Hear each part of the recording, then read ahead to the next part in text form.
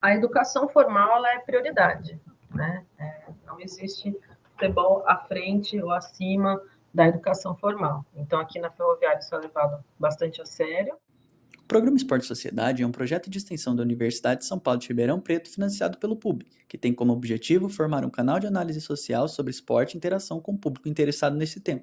A entrevistada de hoje é a doutora Ana Kopanax, coordenadora do Departamento de Desenvolvimento Humano da Ferroviária de Araraquara, e o entrevistador é o professor doutor Renato Marques, da Universidade de São Paulo. Olá, pessoal. Bem-vindos ao nosso projeto, Sociologia do Esporte ao Público, ao nosso canal Esporte Sociedade.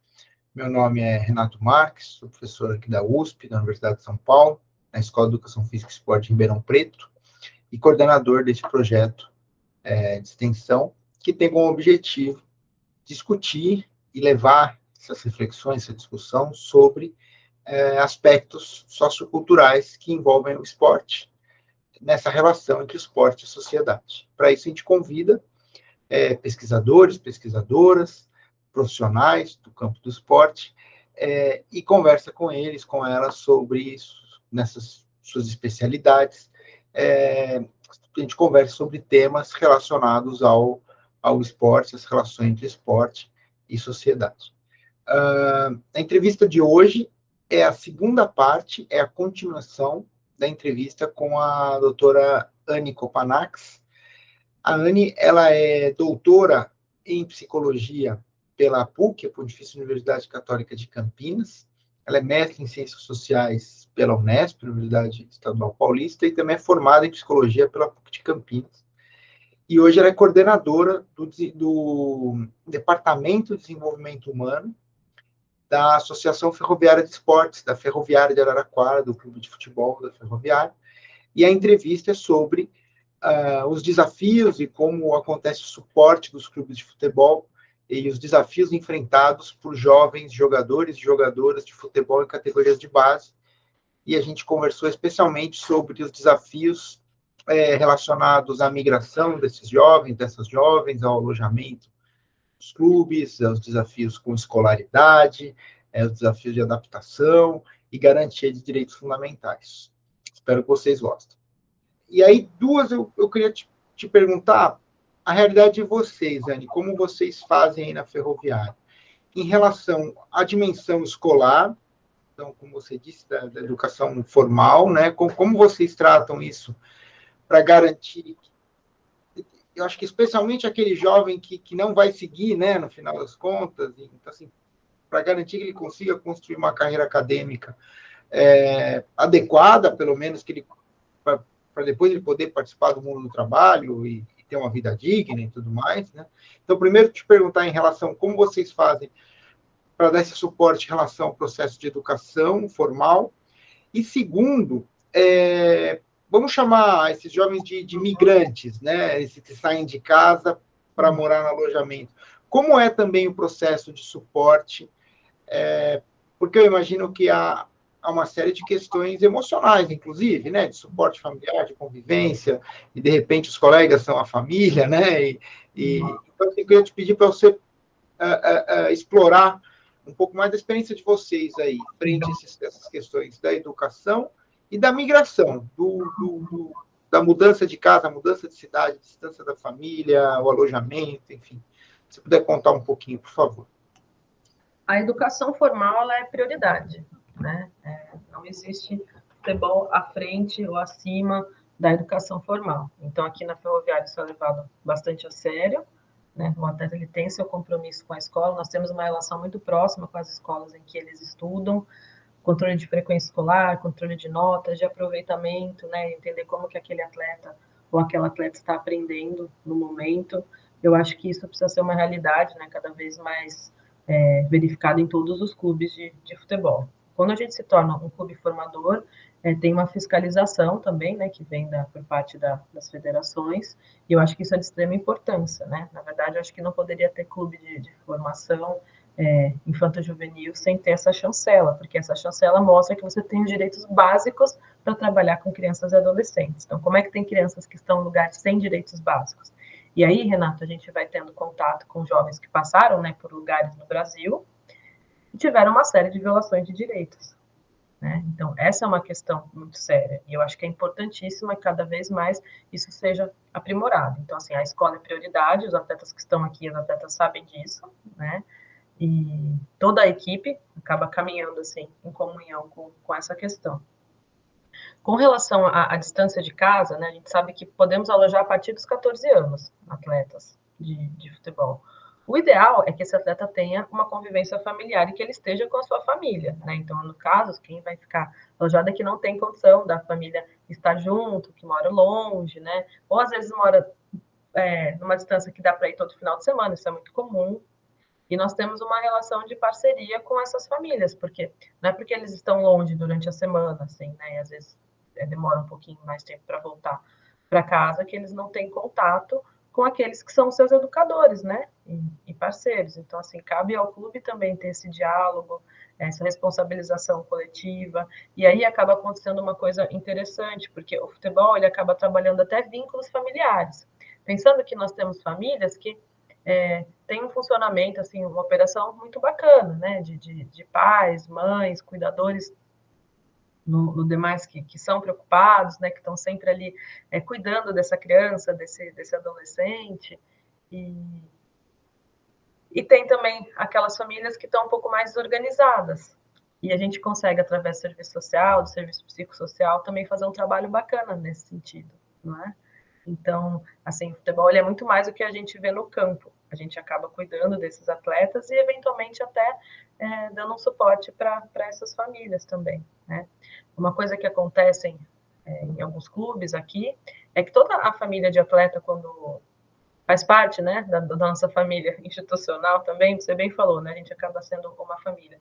Ela passa por uma entrevista, por um atendimento psicossocial para a gente estar entendendo a realidade dessa família. A partir disso, o clube consegue operacionalizar algumas ações para auxiliar essa família nos casos de necessidade. Então, a gente acaba funcionando também como um órgão da assistência social, de certa forma. A gente faz algumas coisas que são muito parecidas, né?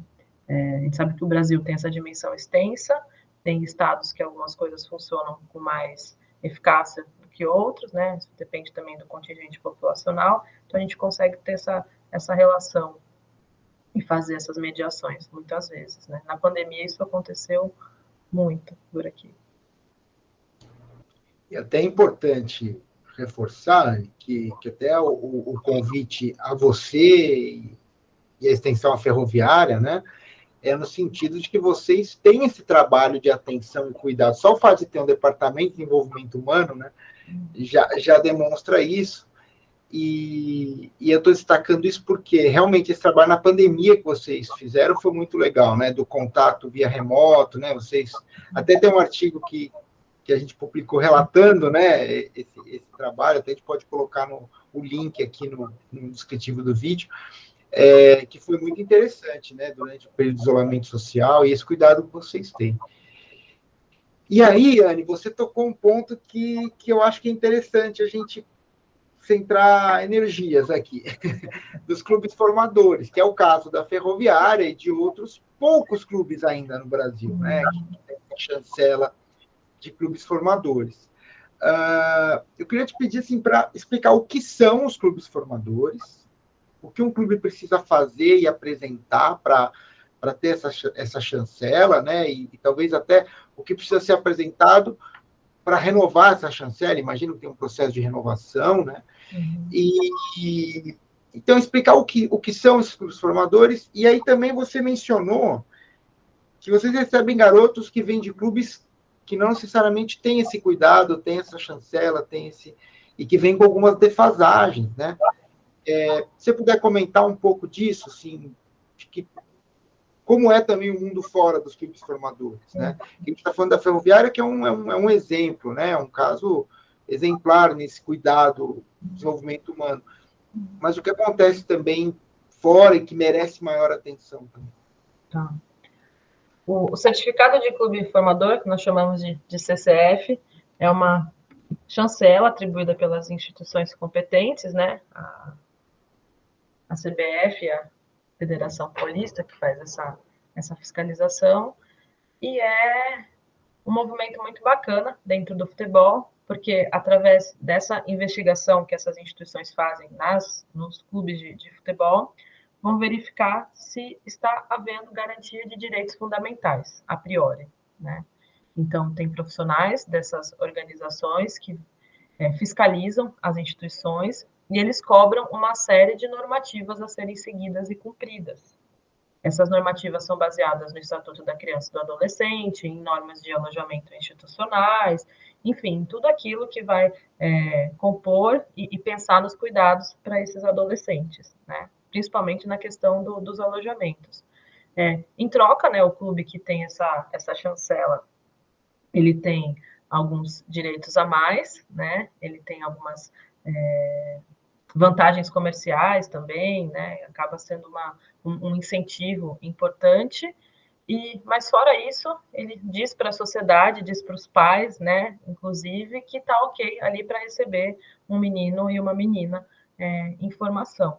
Então, eu acho que isso é algo assim, não dá para pensar o futebol sem essas questões, até porque a gente já emenda na segunda questão, Renato, que é essa investigação sociológica, né, do que acontece com os atletas em busca desse sonho profissionalizante no Brasil. A gente sabe, isso não sou só eu, né, vários colegas que trabalham por clubes afora, familiares de atletas, que nos chegam contando vivências, né, em locais aí de formação esportiva que violaram seus direitos fundamentais, né, de alimentação, de moradia, casos inclusive de violência, né.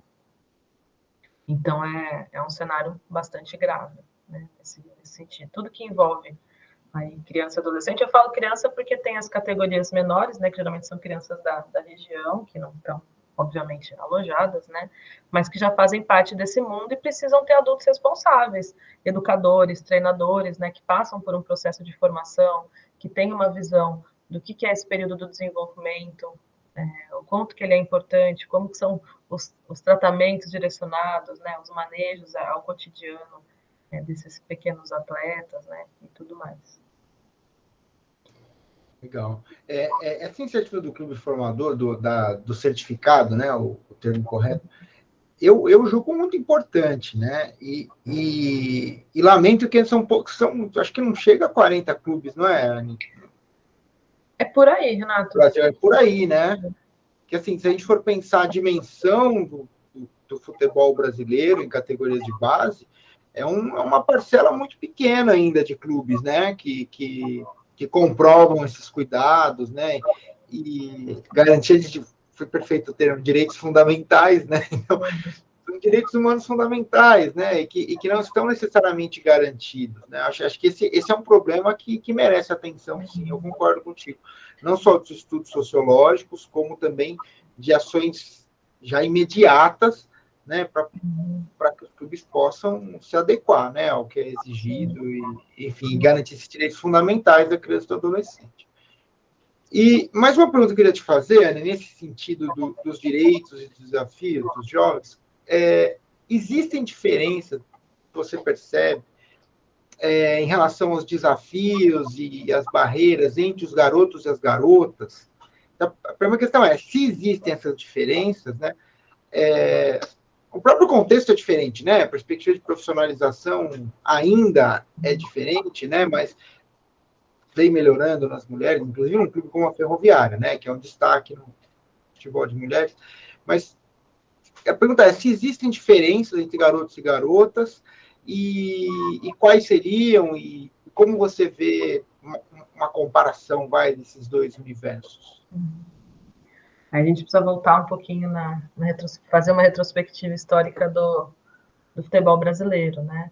Para entender o porquê que as coisas hoje em dia estão como estão, nessa disparidade entre futebol de mulheres e de homens, e obviamente isso influencia as bases, né? O futebol de mulheres ele começa muito depois, porque ele foi proibido aí, né, durante praticamente 40 anos. Então,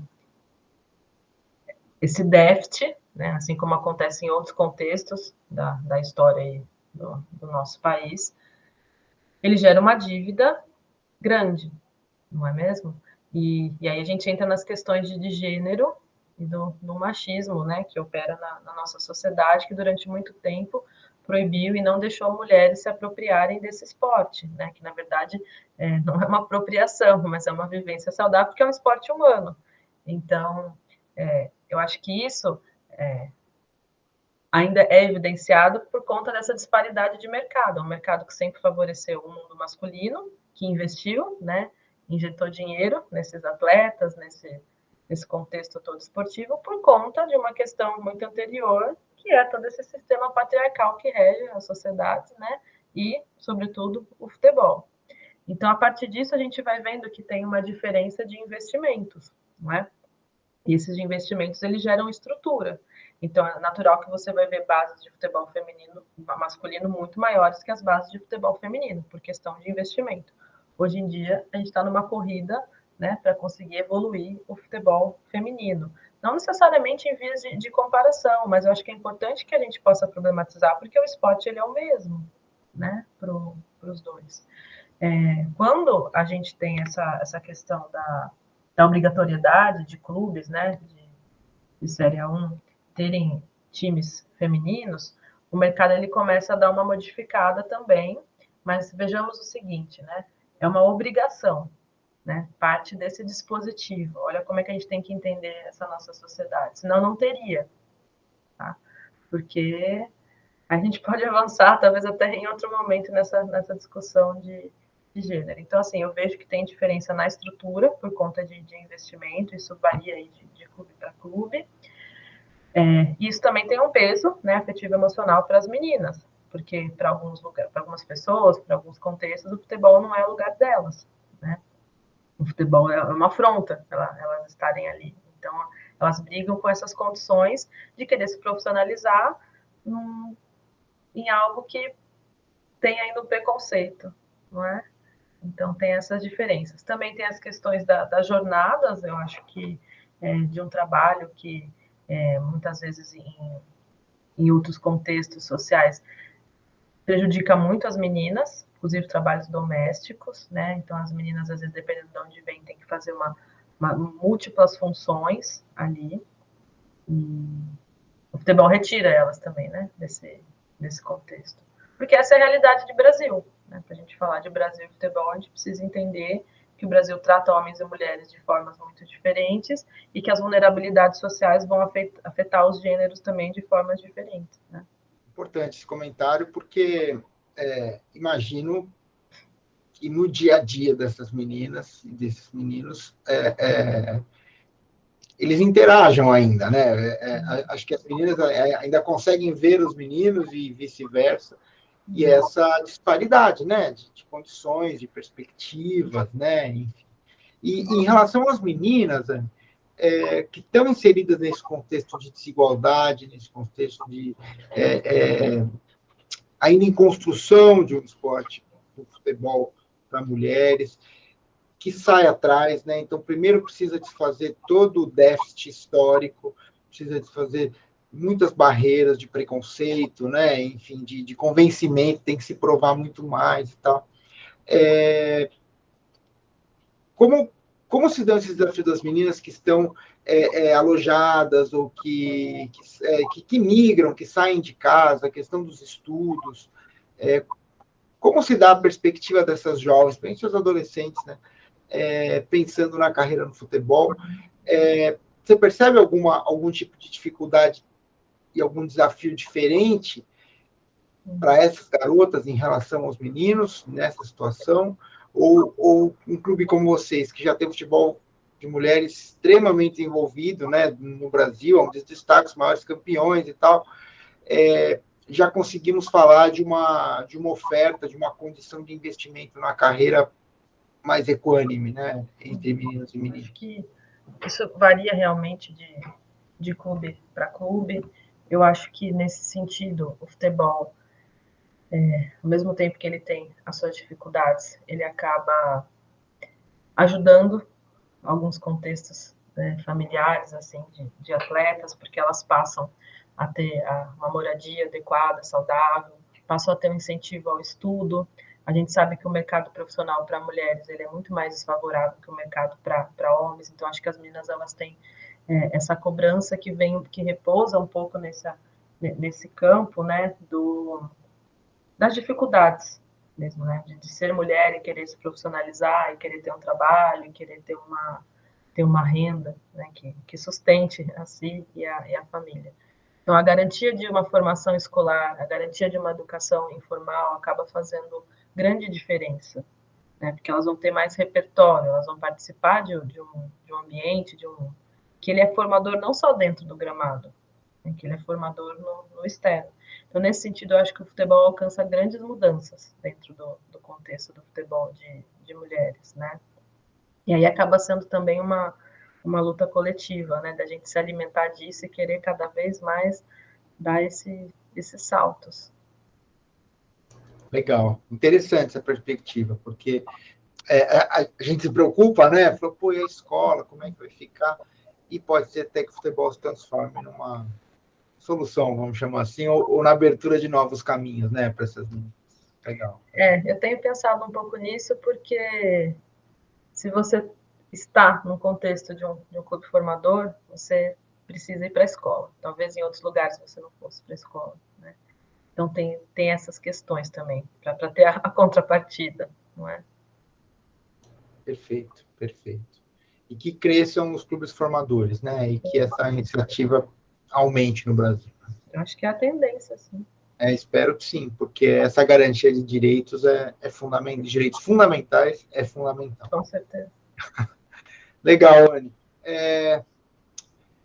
Agradeço a disponibilidade.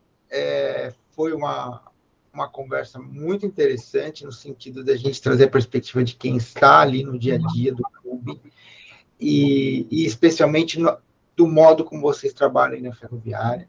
Né? Então, tem toda uma fundamentação teórica, tem todo um cuidado legal, todo um cuidado humano. Só de ter um departamento de desenvolvimento humano, acho sensacional. Então, assim, espero para as pessoas que assistem aqui o nosso canal, acompanham o nosso projeto, tenho certeza que foi uma oportunidade de conhecer melhor um outro lado do futebol, de preocupação com o desenvolvimento dos jovens, como isso acontece, dos desafios. Então, eu quero te agradecer, Anne, pela oportunidade e, enfim, nos colocar à disposição. Muito obrigado, viu? Obrigada, Renato. Foi um prazer conversar contigo. Eu acho que para quem está nos assistindo, quem se interessa por futebol, fica um convite da gente pensar sociologicamente também, criticamente essa realidade. Esses debates são de extrema importância, assim que a gente evolui. Então, essa troca, né, ela tem grande valia. Então, parabéns pelo canal.